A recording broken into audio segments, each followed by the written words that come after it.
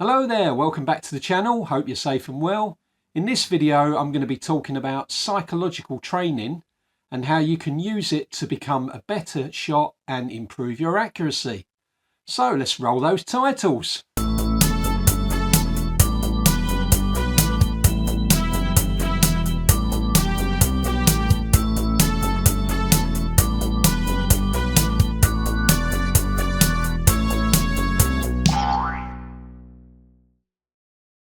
In previous videos, I've already covered the principles of marksmanship and also technical training and how you can use those to improve your shooting.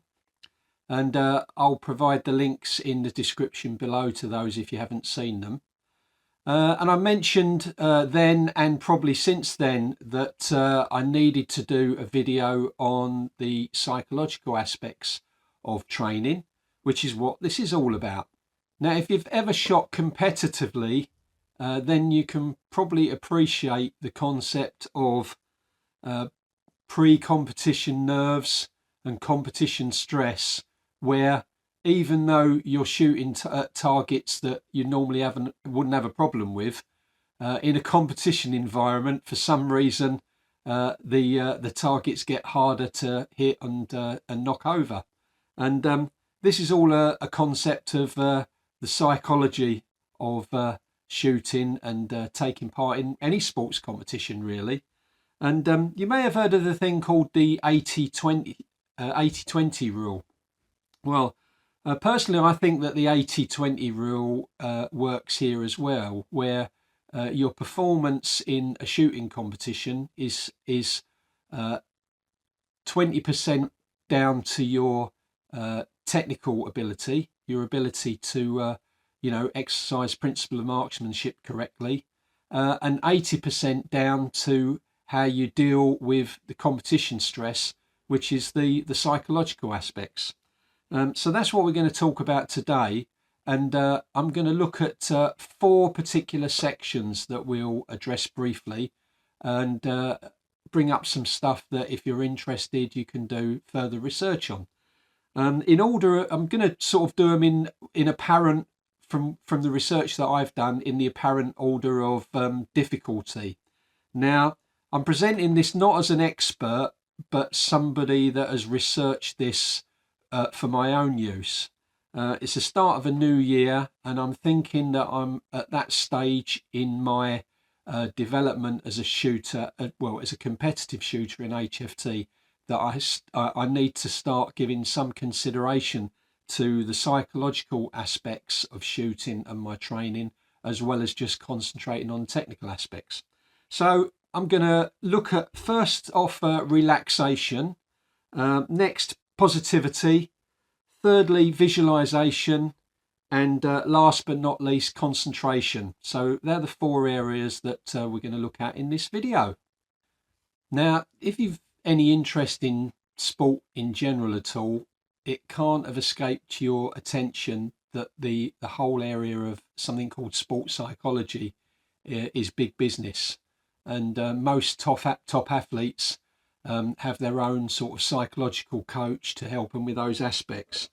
Now, I was first introduced to this. The first shooting book I ever bought was this book here, Pistol Shooting. This was way back, must be way back in the early 90s when I bought an air pistol with a view to doing competitive pistol shooting.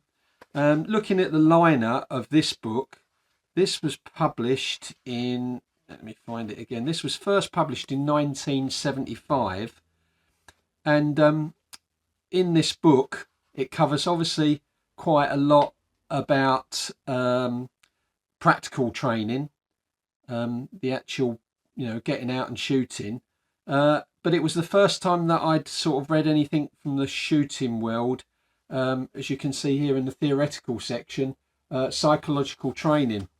And it actually turns out to be quite a major part of this book, the psychological training part, which is that section there.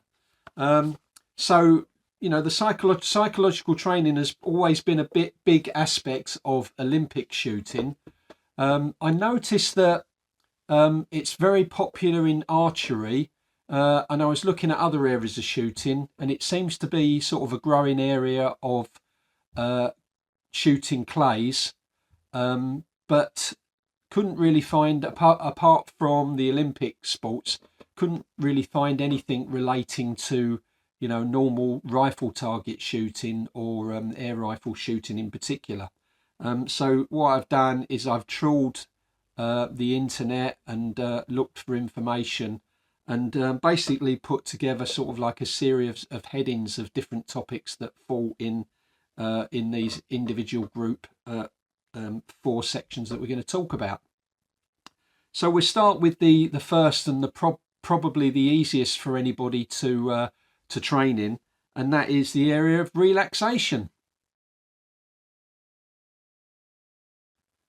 Now, I mentioned earlier about, if you're competing, there's always these, the pre-match nerves, if you like, and one of the things that I've found early on starting shooting an HFT comps was basically just trying to cope with my nerves, especially if you're shooting at a higher magnification and you're nervous, you notice the reticle bumping about and moving about a little bit more than you would do because your hands are shaking or your body's shaking. So the whole point of practicing sort of some relaxation techniques and methods is to try and reduce your excitement and anxiety a bit, to control those shakes and the nerves, so that you can go into the competition, or you can go to the range and you can start shooting, and you're at your near your 100% best right from the start.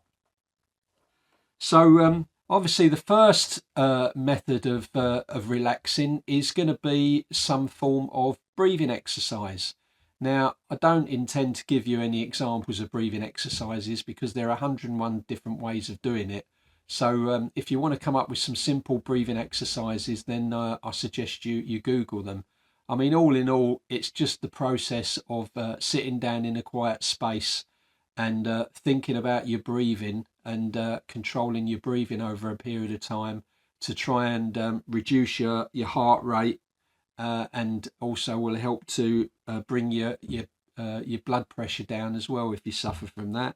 And obviously, it's great for reducing your stress.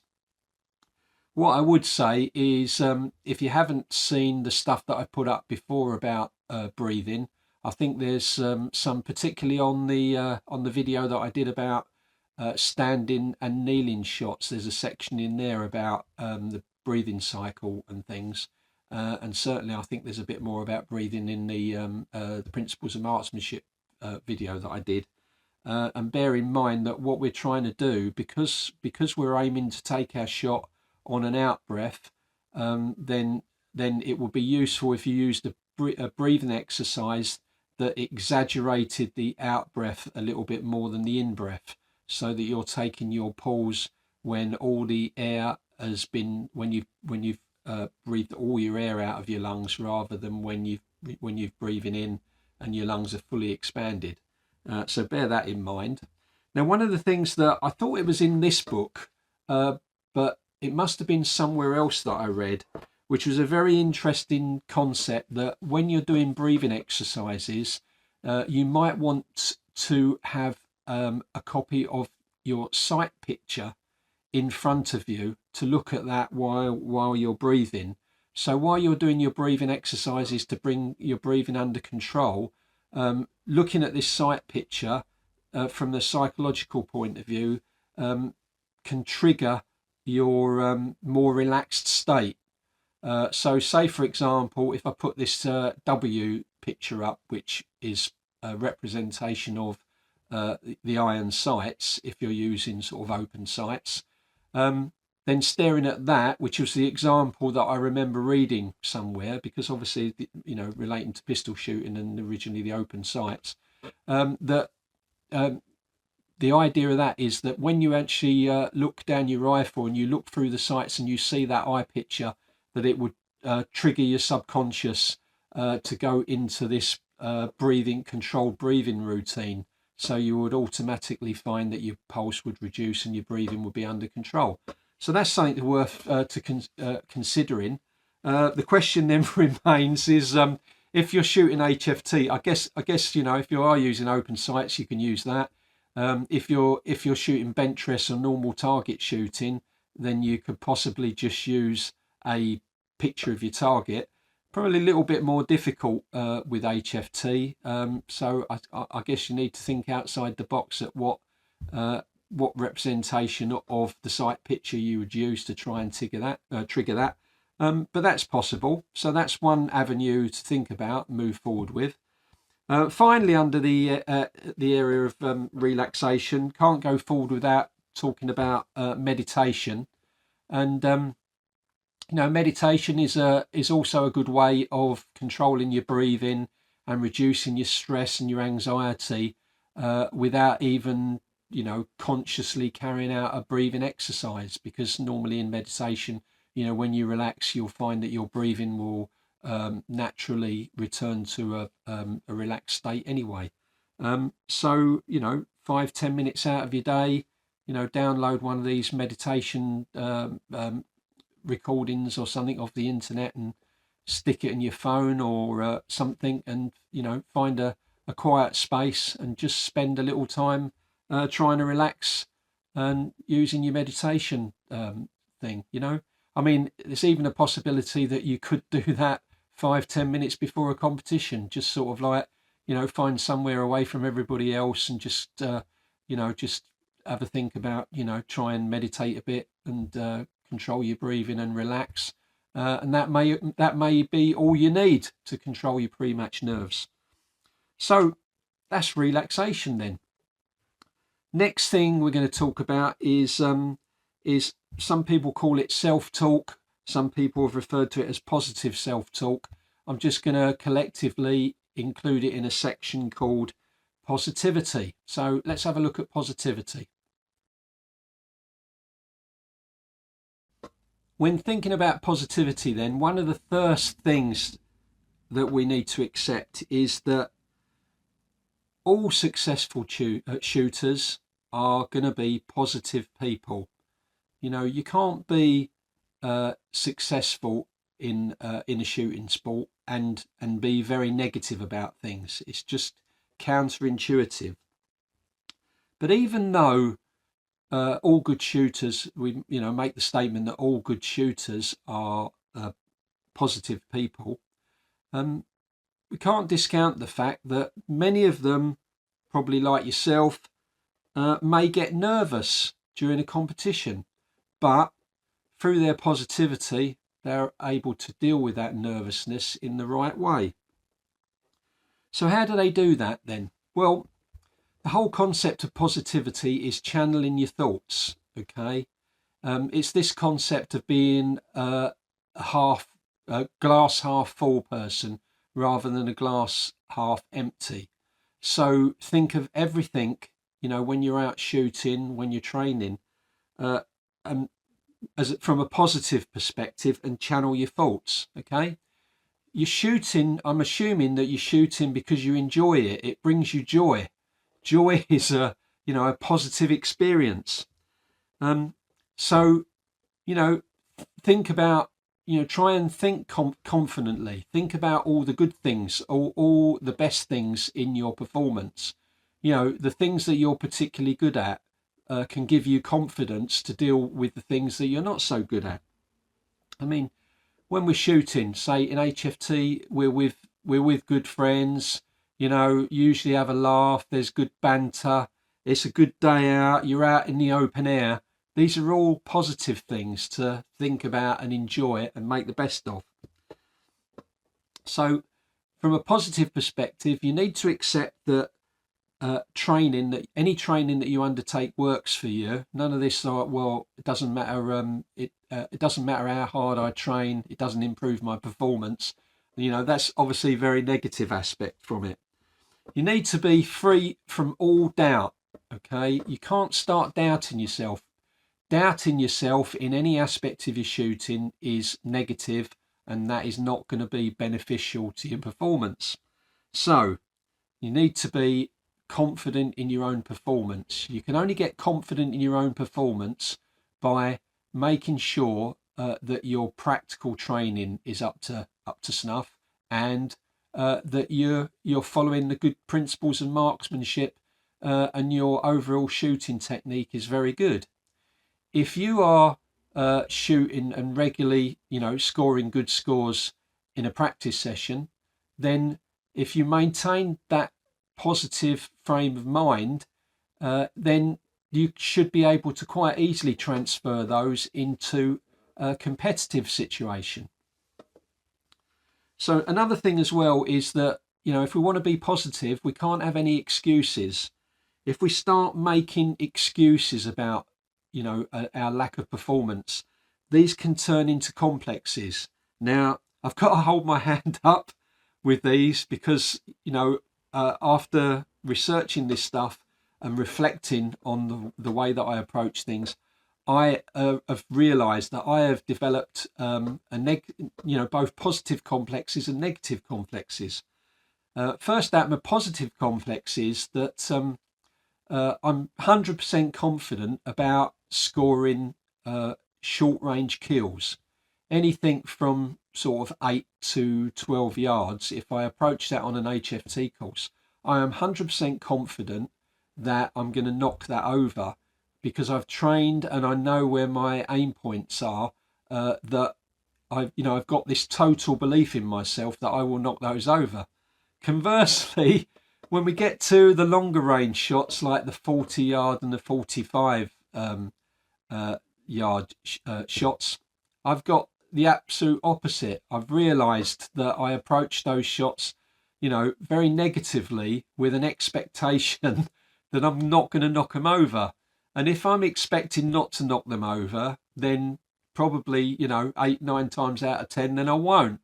So what I need to do is try and deal with these complexes. Excuse me. And so these complexes only come about because of, using excuses and about, not going away and reinforcing the, positive aspects of your shooting. So what I need to start doing is to analyse, why I'm having an issue with these longer shots, and work out what part of my technique is causing me to miss them, and then correct that technique and do that from a positive standby. So even if, I don't improve my performance from those from 100%, the fact that I'm working towards that and approaching them with a positive frame of mind means that, I'm going to be more likely to achieve the outcome that I want than not. So it's basically all about sort of emotional control, really. It's about fear, insecurity, doubting your ability. You need to try and determine the reason why these doubts and insecurities are there, where this negativity is coming from, and as I say, analyze the reasons for that and correct those techniques. So that's positivity then. As you can see, probably a little bit more complicated than the relaxation point of view, because it takes some thought and some self-analysis.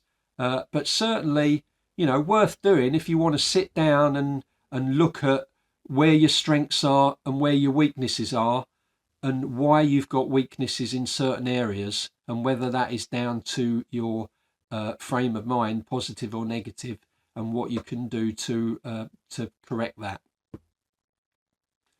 Moving on then, next one is visualization. So let's talk about the concept of visualization then. Now, visualization is something that I have quite a lot of experience with, used in a number of different situations, to the point where, I strongly believe that this is one of the most useful skills, if you take the time to develop it, to help you improve in anything. Now, when I go into this a bit more, you're going to think this is a bit like sort of voodoo magic, if you like. But I I recommend that you go away from this video and you Google visualization, and you look at the techniques and how much there is written about it and how much proof there is that it actually works, because it's a very powerful thing.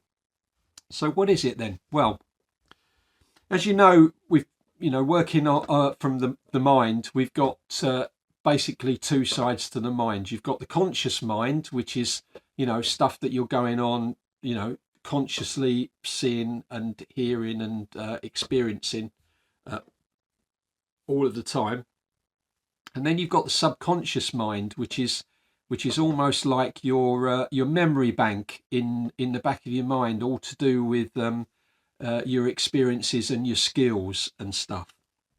Now, one thing, I'm going to make a statement here that is the basis of visualization, if you like, and that is that the subconscious mind, right? If you imagine something vividly enough, right? If you imagine it vividly enough, then your subconscious mind can't tell the difference between whether you've actually experienced that or whether you've vividly imagined it.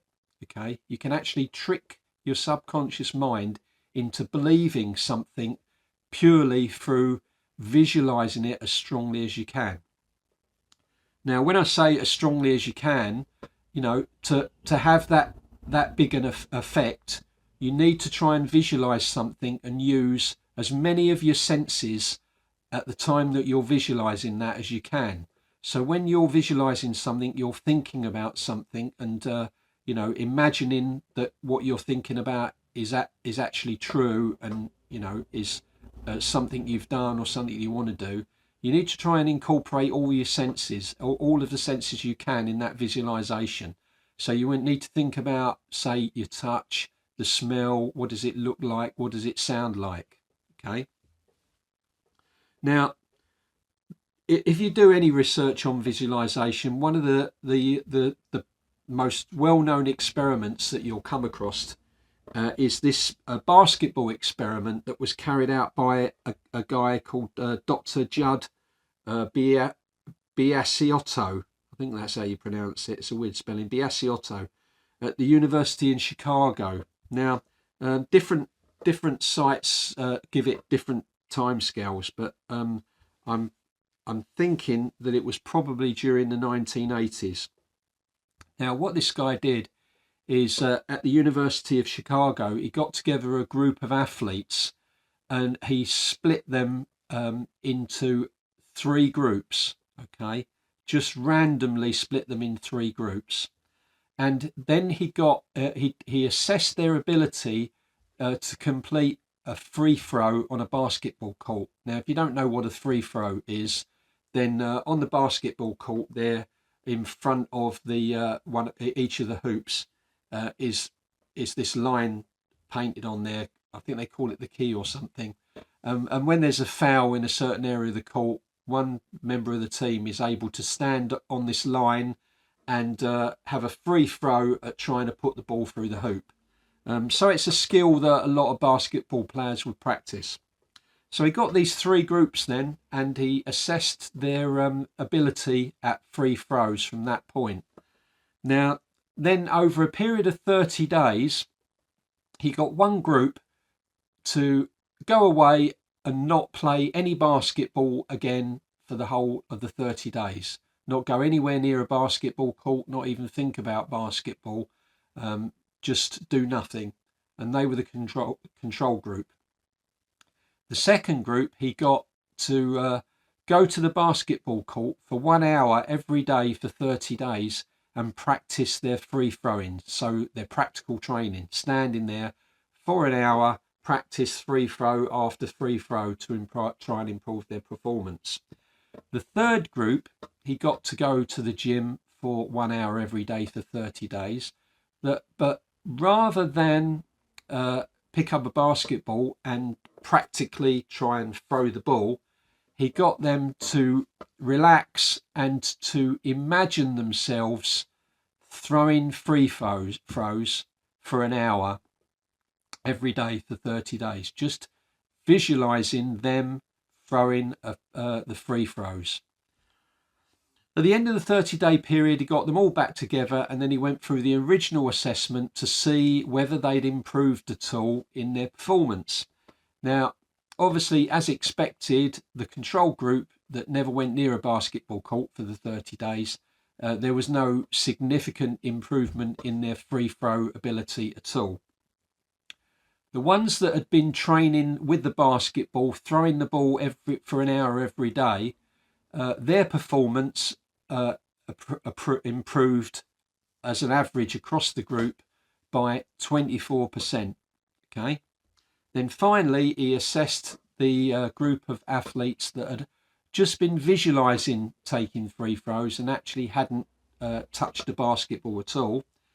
And you might be surprised to learn that whereas the group that had been practicing with a basketball had improved by 24% across the board, the ones that had only imagined taking their free shots had improved by 23%. Okay, so this was proof that, there's strong power in visualization techniques if they're done the right way. Now, why would they improve? Well, I mean, one of the things you've got to think about is that if you're going to imagine yourself carrying out a particular skill, why would you ever imagine yourself not achieving that end? So if you were imagining yourself, say, shooting a bullseye at every shot, why would you imagine yourself missing a target completely? You wouldn't, would you? When you visualize, it's just common sense or just, common practice that most people would visualize themselves achieving a particular skill, 100% accurately, 100% of the time. So, that's a background for visualization. Now, I mentioned that I'm pretty confident this works. I've used it myself to great effect to achieve, from somebody that I'm, of minimal, pretty average athletic abilities, in two distinctly different sporting areas. I've used visualization, and I've achieved, great competitive results. First of those is in competitive paragliding, where through visualization, I got did pretty well on the competition circuit, and I actually won a round of the British Paragliding Cup in the Derbyshire Peak District, and I attribute that a lot of that success down to visualization techniques. And secondly, in motor racing, and I was a 2015 series champion in the Peugeot 206 GTI Cup, and that again was visualization. Not that unusual, because visualization is quite an important technique used by racing drivers. I mean, you may have seen an F1.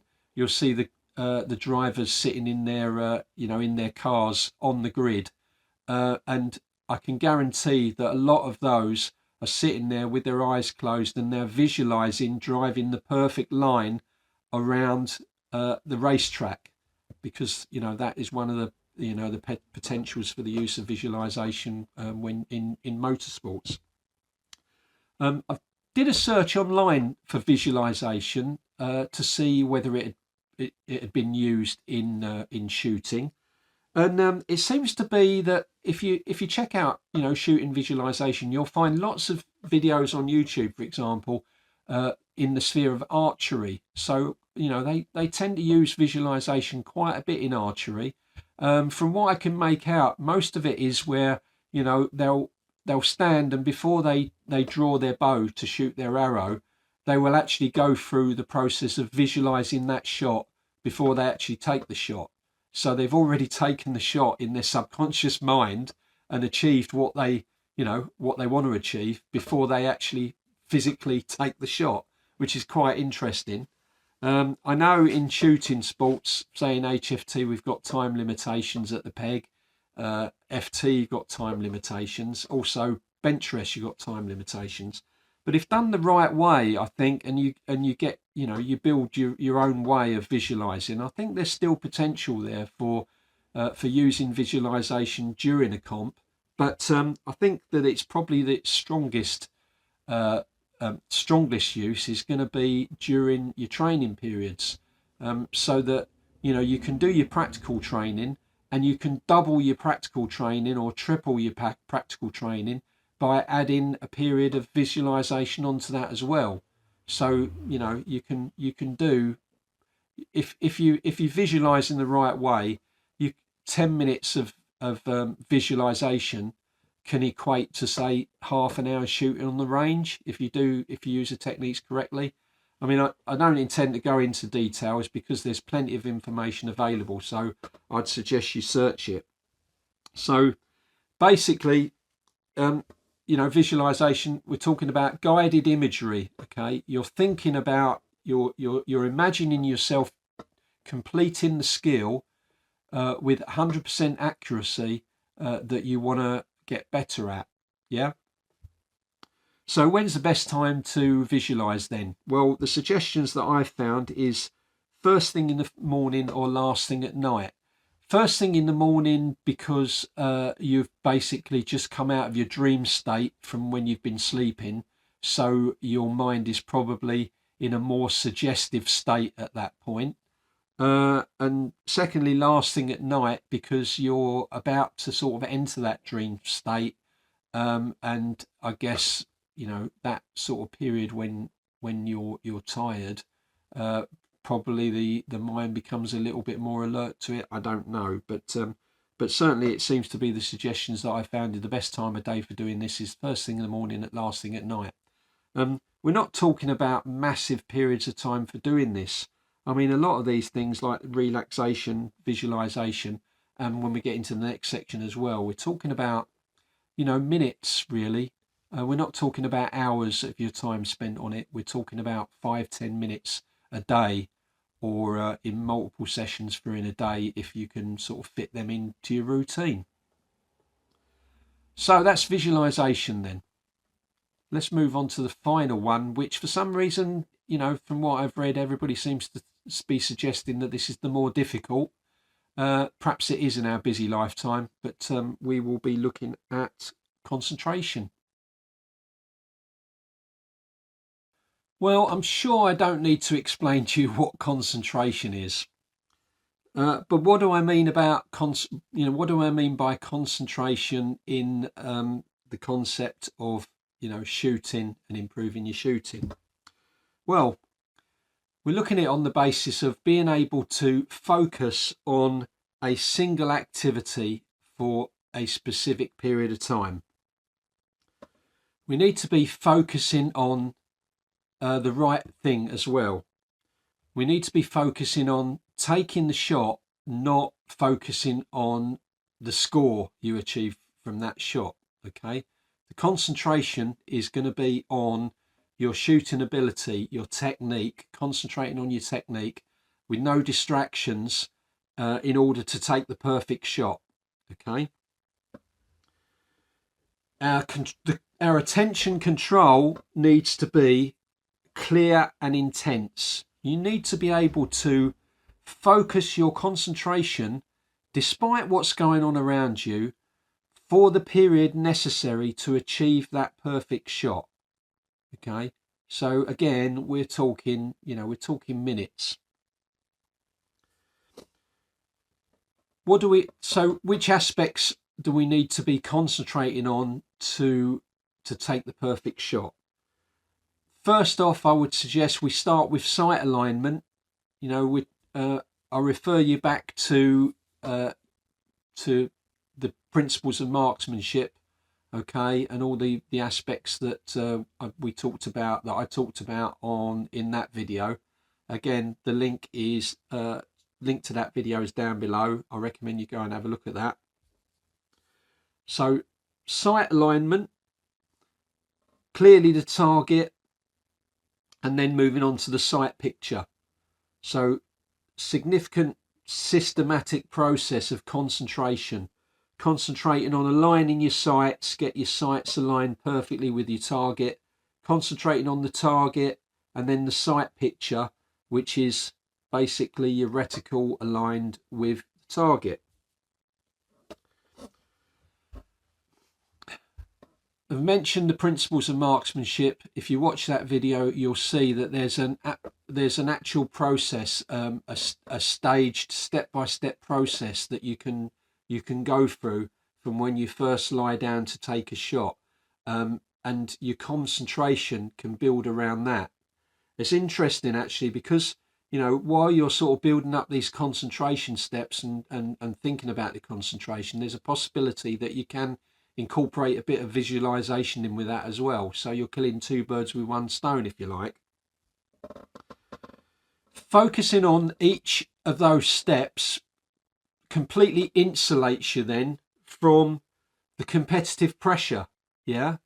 If you're solely concentrating on the steps in your marksmanship process, then you can't be thinking about anything else. You can't be worrying about anything else. If your concentration is that acute on those steps, then there'll be no competitive pressure because you're not thinking about the competition. You're not thinking about anything else other than what your attention is focused on, your acute concentration on those aspects. Yeah, there's nothing else that's going to distract you, if that makes sense. So simple examples then of some of the things that you can do to try and improve your concentration. That I've included these because I haven't heard of these before. This is a new concept to me. I'm going to try this out because it all makes perfect sense. So the first is then to close your eyes and concentrate on the letters of the alphabet, from A through to Z, or Z if you're American. And as you go through each letter, actually see, focus as sharply as you can in your mind on the outline of each letter. Okay. And just that period of time it takes for you to, intensely concentrate on each letter of the alphabet through all the letters is all the time that you need, in each go to actually try and improve your concentration. Another thing you can do is you can use numbers. You can determine, what you go from 1 to whatever number. And the same with the alphabet is, visualize and imagine the outline of each number and concentrate on that and not be distracted by anything else. I think this is why this, people think that the concentration step and improving your concentration is so hard, because there are just so many distractions in the world that it's a lost art concentrating on things. I mean, I remember school. We used to play chess. That's a sport or a game that requires intense concentration. I don't think they probably don't have chess sets in schools anymore, do they? I don't know. I've never heard of it. So there you go. The next thing to do is, the next example comes back to the relaxation at the beginning. Just sit for a couple of minutes and just concentrate just solely on your breathing. Just concentrate on breathing in, breathing out, and listening to, your inhalation and your exhalation, and shut out everything else around you. That's also like a meditative state, which is a bit like concentrating as well. Whereas in meditation, you tend not to concentrate on anything. You tend to clear your mind, so you're not thinking about anything specific. You're just trying to, not think about anything when you're meditating. But so you can sort of like change that slightly. So you are getting you are sort of like having a relaxation effect, if you like, from practicing your concentration. Another thing as well to do is wherever you are, just concentrate on one object that's around you. If you're at work and you work in an office, just for 1 minute, just fix gaze and concentrate on one object, and for a minute or two, or however long you like, and avoid being distracted. Or if you're sitting in the park, find a park bench or sit there and concentrate on a tree or a flower or something. And the final one is using the second hand on your watch. If you can't concentrate on anything else, if you've got a watch with a second hand, then basically just concentrate on that second hand and watch the second hand move around, the face of your watch. And you can actually see, at how much time you are concentrating. It's because you might find this more difficult than you can imagine, because probably most people are not used to concentrating on one thing, for more than sort of 5 or 10 seconds.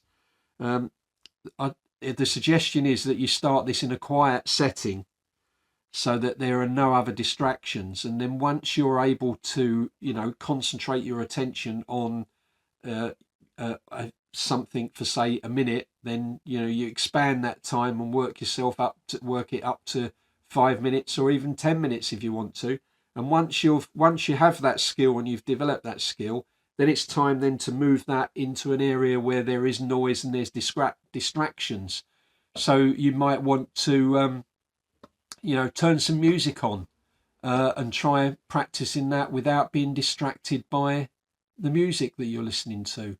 Or you could sort of download some road noise or something like that and play that through your phone with headphones or something, and try and determine your concentration while you've got that background noise playing. Another thing as well to aid your concentration is to build it into your practical training, okay, by changing your routines, not doing everything the same every time, okay. Try and make things a little bit more difficult for yourself so you have to concentrate. I mean, it could be that when you go down to the range, do you always shoot from the same place in the same, do you always shoot from the same shooting table, the same seat? Can you shoot from somewhere else? If you shoot over the left-hand side of the range, can you shoot over the right-hand side of the range? So things are different. So you can build your concentration up and learn to concentrate in a different environment. Shooting games. Okay, shooting games are a good one for concentration, especially, if you've got, you can get these targets where you're shooting against someone else and you have to knock all of the things down before the other person, that sort of thing. Because that's going to, require you to concentrate quite specifically on something for a certain period of time. Also, if you don't shoot competitively, then why not enter a competition? If you've not entered a competition before, enter a competition and use that as a way of trying to train your concentration, train your mind to concentrate a bit more than you would normally. And finally, if you get the opportunity, go and shoot somewhere different. Go to a different range that you've never shot before, go to a different club and shoot there with different people, different environment. Again, that's going to sort of disturb what you're used to and require you to concentrate a little bit more. So that's all I've got for you, really. As I said from the outset, I'm not presenting this as an expert in this by any stretch of the imagination. I don't claim to be. The only thing that I would claim is that I have personal experience from my own use of visualization that I've found that works for me. I haven't tried using it with shooting yet. I need to sit and think about, how I can incorporate that into my training, and I will, because I've got to the stage now where I think that can make a difference. No, I'm presenting this purely on the basis of, look, I've done my research. I'm learning this stuff for myself because I realise that I'm at this point where I feel that I need to concentrate on the psychology of my shooting to take me that next step in my scores and my performance. I've got to the stage now where I think that this is the limiting factor for me, and I need to address this to actually improve and get more consistent. So that's where I'm coming from. I've got all my notes here. What I'll do, I think, rather than post this up somewhere so you can download it, if this is going to be of any use to anybody, I will take a screenshot and then you can basically just pause the video and have a look, and you've got that there as a reference. So I will stick that up on the video now.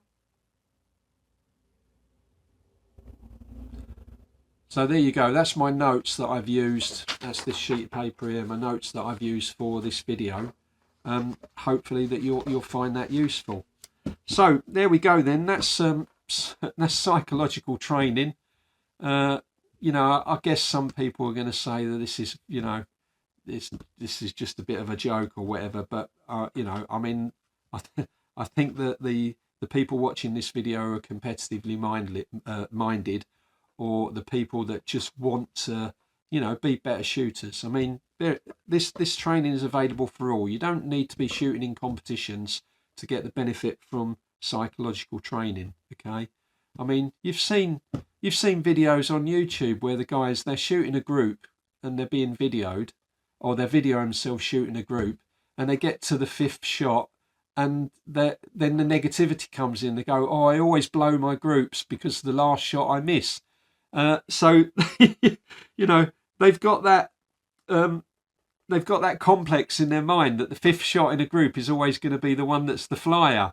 So you can see this going on. So just simply for day-to-day shooting, if you want to avoid developing these complexes, and you want to improve your performance, irrespective of whether you enter a competition or not, then this stuff will help you if you give it a chance. So that's it then.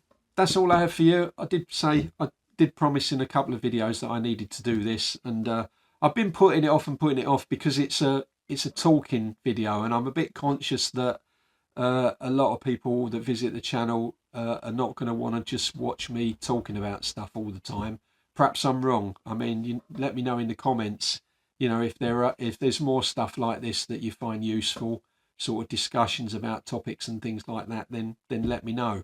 But been putting it off, finally got around to doing it. So I hope you found some use in that. I hope you will take on board, some of these aspects, because I truly believe that some of these things would be good for you and for your shooting and for your accuracy.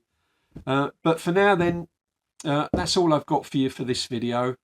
Hope to see you on the next one. Bye for now.